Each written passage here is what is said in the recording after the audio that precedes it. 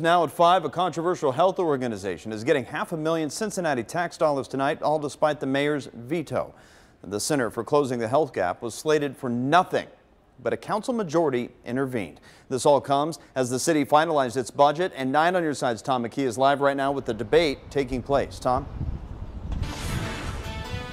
Well, those who support the center say basically it does things that hospitals can't do to combat health issues in the African American community. But those who are against it, well, what they say is the money could be better spent by the Cincinnati Health Department or for some agencies that are affiliated with United Way. It was just after noon Wednesday when Mayor John Cranley vetoed an ordinance giving $550,000 to the Center for Closing the Health Gap. The measure had been approved by City Council just a few minutes before the veto was issued. I would put that money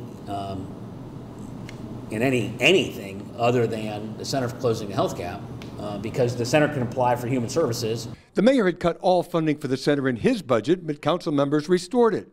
To do so, they cut funding for Cincinnati Police visible overtime patrols and delayed a police recruit class an extra month.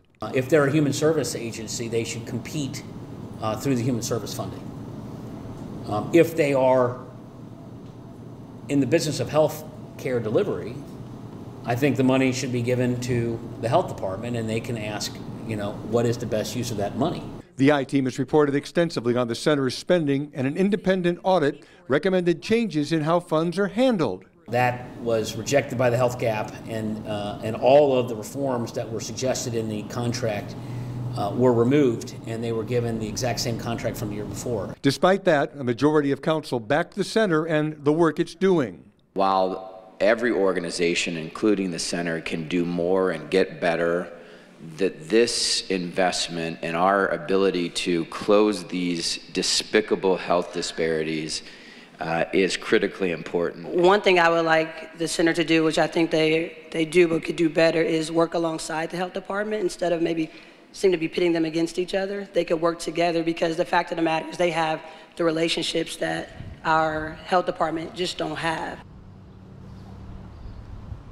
Now, a lot happened this afternoon after that veto was issued. Number one, the Budget and Finance Committee restored the funding for the police overtime.